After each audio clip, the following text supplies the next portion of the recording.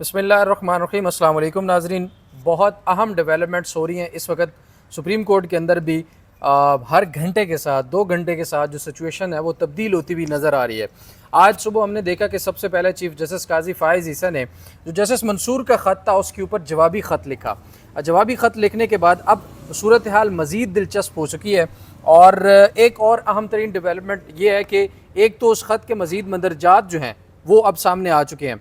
अब मुझे ज्वाइन करेंगे अभी वसीम मलिक साहब। और दूसरी जो हम तरीन डेवलपमेंट है ना वो भी आपके सामने रखूँ, वो ये है कि इलेक्शन कमीशन जो है अब दोबारा से वजाहत के लिए जो है वो पांडा टेंडर चुक के ना दोबारा सुप्रीम कोर्ट में आ गए जी। हालांकि जो मखसूस नशिस्तों का तफसीली फ़ैसला है उसके बाद कोई ऐसा सवाल या कोई ऐसी वजह बनती नहीं थी जिस पर अभी भी इलेक्शन कमीशन को इबहम हो। लेकिन एक जो कानूनी नुक्ता जिसे हम कह सकते हैं वो ज़रूर आपके सामने रखूँगा कि अब जैसे ही मखसूस नशिस्तों के ऊपर शॉर्ट ऑर्डर आया था और उसके बाद फिर एक्ट आ गया और एक्ट के अंदर पार्लियामेंट ने जो हुकूमत ने तब्दीली कर दी और फिर तफसीली फ़ैसला आया, तो अब एक्ट और फैसला इलेक्शन कमीशन का मौक़िफ़ ये है कि वो आपस में मुतसादिम है। हम किस चीज़ पर अमल करें, हमें इस चीज़ के बारे में आगाह किया जाए। तो एक तो ये मामला इलेक्शन कमीशन अब लेके वापस दोबारा से सुप्रीम कोर्ट पहुँच गया। और दूसरा जो पहले मैंने जिक्र किया कि जस्टिस मंसूर अली शाह के ख़त के ऊपर चीफ जस्टिस काजी फ़ाइज़ ईसा ने जवाबी ख़त जो है वो दाग दिया है। मैं दाग दिया का लफ्ज़ इसलिए यूज़ कर रहा हूँ कि काजी फ़ाइज़ ईसा साहब खतूत लिखने में बड़े माहिर हैं। अब जो मंदरजात सामने आ रहे हैं और जो ख़ास तौर पर एक तो उन्होंने बताया था ना, पिछली वीडियो में भी आपसे जिक्र किया कि जस्टिस यहया अफरीदी साहब को उन्होंने कहा कि आप शामिल हों और वो शामिल नहीं हुए। और अब ये चीज़ सामने आ रही है कि ये बात काजी साहब ने जस्टिस मंसूर के सामने की थी। और अब ज़रा ये बता रहे हैं कि मंसूर अली शाह साहब को चीफ जस्टिस काजी फ़ाइज़ ईसा ने कहा है कि जब आपके सामने ये मामला हुआ था तो फिर मुनीब अख्तर साहब को शामिल ना किए जाने का और उनको हटाने का जो मामला है वो आपको सवालात नहीं उठाने चाहिए थे। लेकिन उससे भी आम तरीन सवाल यह है कि चीफ जस्टिस काजी फ़ाइज़ ईसा ने जस्टिस मुनीब अख्तर को कमेटी से निकालने की जो वजूहात बताई हैं वो वजूहात सेम वही हैं, वही नैरेटिव बिल्ड करती हैं जो हुकूमत ने ऑर्डिनेंस जारी करते हुए वजूहात बयान की थी। वसीम मलिक साहब से इस बारे में पूछेंगे। वसीम मलिक साहब, आप क्या देखते हैं इस मामले में? ये वजूहात हुकूमत की भी वही हैं, काजी फ़ाइज़ ईसा साहब की भी वही हैं, तो ये कोई कंसल्टेशन आपस में डॉट्स मिलते हैं? नहीं, आप शायद किसी मुरवत में खुलकर बात नहीं कर रहे। मैं आपको बता देता हूँ, जब मैंने इस ख़त के मंदरजात पढ़े जो कि हम अभी नाज़रीन के सामने रखते हैं, मेरे सामने दो चीज़ें आईं। पहली चीज़ ये थी कि ये वफाकी हुकूमत के देने की वजूहात थी या नहीं थी। ये ऑर्डिनेंस काजी फ़ाइज़ ईसा की ख्वाहिश पे आया है। ये इंफॉर्मेशन, इल्ज़ाम, खबर, ये मेरा तज्ज़िया है। अच्छा। और वो मेरा तज्ज़िया इसलिए है कि ये तज्ज़िया कोई मेरी किसी आप कह लीजिए कि ज़ाती ख्वाहिश पर नहीं है। ठीक है। जब आप इसके मंदरजात पढ़ें तो वही चीख चीख कर बता रहे हैं कि काजी फ़ाइज़ ईसा साहब ये चाहते थे, वफाकी हुकूमत ने ये कर दिया। दूसरा ये कि देखिए, सुप्रीम कोर्ट का हर जज सिंक्रोनाइजेशन से लग भी रहा है कि ये चीज़ें आइन के मुताबिक सुप्रीम कोर्ट का हर जज बराबर है जी, चाहे वो सीनियर तरीन जज चीफ जस्टिस की सूरत में हो और उसके बाद 17वें नंबर का जूनियर तरीन जज ही क्यों ना हो। अच्छा। चीफ जस्टिस के पास सिर्फ इतने अख्तियारात, इंतज़ामी अख्तियारात में कुछ हद तक उनके पास होते हैं। मगर ये जो ख़त है, ये मुझे लगा कि ये कोई ख़त नहीं है, ये जस्टिस मुनीब अख्तर जो हैं उनके ख़िलाफ़ सुप्रीम जुडिशल काउंसिल की कोई फाइंडिंग्स आई हैं, उनके खिलाफ कोई चार्जशीट आई है, उनके खिलाफ कोई मिसकंडक्ट आया है। मतलब अच्छा। मुझे ये नज़र आ रहा है आप 2-3 नुकात को शायद ज़्यादा सीरियस ले रहे हैं। देखिए, आप जिक्र किया है कि फलां की डिसरिस्पेक्ट की है। आप देखिए कि अब इसमें मैं आपको बता देता हूँ, जो चीफ जस्टिस ने लिखा है ना, उसमें लिखा कि जो वजूहात बताई हैं कमेटी में शामिल ना करने की, उन्होंने कहा कि चीफ जस्टिस मुनीब अख्तर का जो रवैया था सीनियर जजेस से वो इंतहाई सख्त था। फिर उन्होंने जस्टिस मंसूर को कहा कि कानूनन आप इस बात पर सवाल नहीं उठा सकते कि चीफ जस्टिस को किसी जज को कमेटी में शामिल करे या ना करे। फिर उन्होंने कहा कि मैं हमेशा एहतसाब और शफाफियत का दाई रहा हूँ। फिर उन्होंने कहा कि जस्टिस मुनीब अख्तर को कमेटी में ना शामिल करने की वजूहात आपको बता रहा हूँ। फिर उन्होंने कहा कि जस्टिस मुनीब अख्तर ने दरख्वास्त गुजारों के कानूनी हक़ के बरखिलाफ अर्जेंट आइनी मुकदमात सुनने से इनकार किया। फिर उन्होंने कहा कि मुनीब अख्तर ने प्रैक्टिस एंड प्रोसीजर कानून की सख्त मुखालफत की थी माजी में। अच्छा, ये मदरजात वैसे मैंने पिछली वीडियो में तमाम नाज़रीन को बताया। हाँ, तो अब ये देखिए कि अगर जस्टिस मुनीब अख्तर ने माजी में प्रैक्टिस एंड प्रोसीजर कानून की खिलाफ वर्जी की थी तो उसे सुप्रीम कोर्ट के फुल कोर्ट ने अपहोल्ड करार दिया था।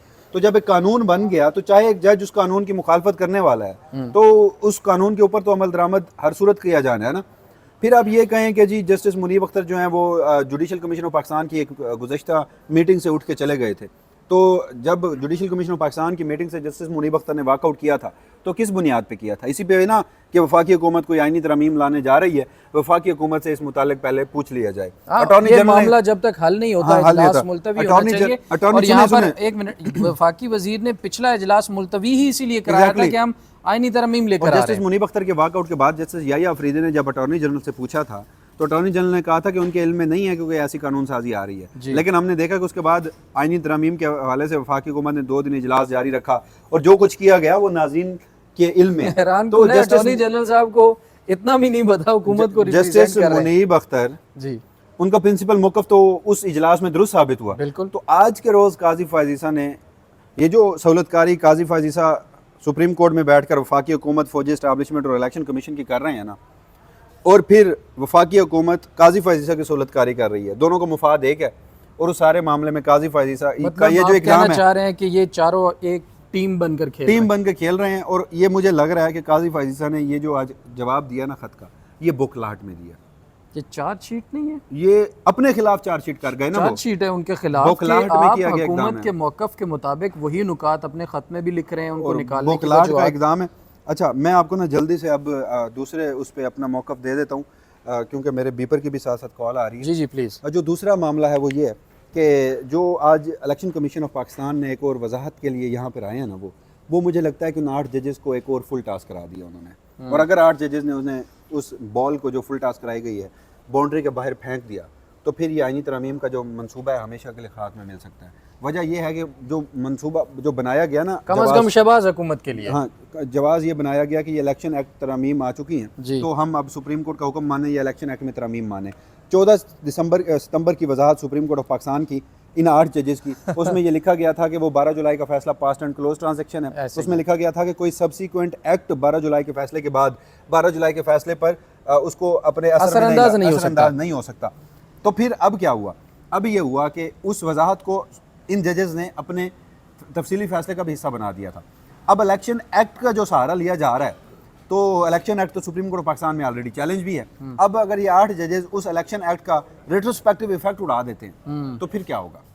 ये कैसी फुल टास्क है जो इलेक्शन कमीशन है। और मुझे लगता है इलेक्शन कमीशन ने खुद जानबूझकर अपने पांव पर कुल्हाड़ी मारी और 8 जजों को मजीद मौका दे दिया है कि भाई जहां से हमारा मुंह लाल नहीं है वहां पर भी 2-4 चपेड़े और लगा के लाल कर। वजह यही है, बोखलाहट है, 2 तिहाई मिल नहीं रही, तो ये सारे मामलात हैं। बस माजरत मैं ज़रा ये आप वसीम साहब बहुत शुक्रिया हमें ज्वाइन करने का। नाजरीन, आपने देखा कि इस वक्त जो सूरत हाल है उसके मुताबिक जो तमाम तर मामलात है ना वो मज़ीद अबतर होते हुए नज़र आ रहे हैं। सुप्रीम कोर्ट के अंदर जो जजेस की आपस में कॉन्फ्लिक्ट, मैं ऐसे कॉन्फ्लिक्ट ही कह सकता हूँ, ज़रा मैं लड़ाई तो नहीं कह सकता, जजेस कौन सा एक दूसरे के साथ कोई हाथापाई करते हैं, बट सवाल ये है कि सुप्रीम कोर्ट का ये कॉन्फ्लिक्ट आखिर जाकर रुकेगा कहाँ। काजी फ़ाइज़ ईसा साहब ने जो एतराज़ात उठाए हैं उसमें वो जस्टिस मंसूर अली शाह को ये भी कहते हैं कि आपको पूछने का इख्तियार नहीं है, आप सवाल नहीं कर सकते, लेकिन उसके बावजूद मैं चूँकि शफाफियत पर यकीन रखता हूँ और मामलात जो हैं उनकी बेहतरी और शफाफियत को मज़ीद बेहतर करने के लिए मैं आपको जवाब दे देता हूँ, हालांकि आप मुझसे पूछ नहीं सकते। फिर जस्टिस मुनीब अख्तर जो हैं उनको ज़ाहिर है कमेटी से निकाल दिया गया। फिर याहिया अफरीदी को कहा गया, वो शामिल नहीं हुए। उनकी वजूहात क्या हैं अल्लाह बेहतर जानता है, अल्लाह करे वो भी ख़त लिख दे जैसे पिछली वीडियो में मैंने आपको बताया। लेकिन अब मामला जो है वो काफ़ी सीरियस नौयत तक पहुंच चुका है, यानी कि अब एक ग्रुप वो है, जिस तरह से हम ये कह सकते हैं कि जस्टिस उमर अता बंदयाल साहब के दौर में चीफ़ जस्टिस काजी फ़ाइज़ ईसा साहब के पास एक स्ट्रॉन्ग ग्रुप था, लेकिन अब दूसरी तरफ चीफ़ जस्टिस काजी फ़ाइज़ ईसा के ख़िलाफ़ उनके चीफ़ जस्टिस बनने के बाद अब दूसरी तरफ जस्टिस मंसूर अली शाह के पास एक स्ट्रॉन्ग ग्रुप है और इस वक्त वो सही साइड पर खड़ा हमें नज़र आ रहा है। मेरी ज़ाती राय के मुताबिक इस वक्त जस्टिस मंसूर अली शाह ने जो मौक़िफ़ अपनाया हुआ है, जो उनका स्टांस है, जो उनके सवालात हैं, वो वाकई एक वाज़े जो है वो अक्सरियत भी ज़ाहिर है रखते हैं, वो उसको सपोर्ट भी अक्सरियत, पाकिस्तानी कौम भी अक्सरियत ही सपोर्ट कर रही है और जजेस भी अक्सरियत ही सपोर्ट कर रहे हैं, क्योंकि जस्टिस मंसूर अली शाह ने फुल कोर्ट का जो मुतालबा रखा है वो बड़ा अहम है। फुल कोर्ट इसके ऊपर इंतज़ामी साइडों पर या फिर अदालत के अंदर बैठ कर ज़रूर इस पर बात सुननी चाहिए। दूसरा जो इलेक्शन कमीशन की बात हो रही थी, वसीम मलिक ने आपको बताया कि जो 12 जुलाई का फ़ैसला था उसके अंदर जजेस ने लिख दिया था शॉर्ट ऑर्डर में कि इसके बाद किसी किस्म की अगर कानून साजी हुई तो वो इस फैसले के ऊपर असरअंदाज नहीं होगी। और इलेक्शन कमीशन को देखें, मतलब पागलपन की इंतहा है। हालांकि वो एक मुंशी का किरदार ही होना चाहिए उसका। भाई आपको हुक्म मिल गया है, ऑर्डर मिल गया है, फैसला दे दिया गया है, उसके ऊपर अमल दरामद करें। फिर से आप इस तरह की चीज़ें करके अपने ऊपर तनकीद के रास्ते क्यों खोल रहे हैं? दूसरी तरफ इलेक्शन कमीशन के अंदर भी जो हालात हैं वो कुछ साजगार नहीं है।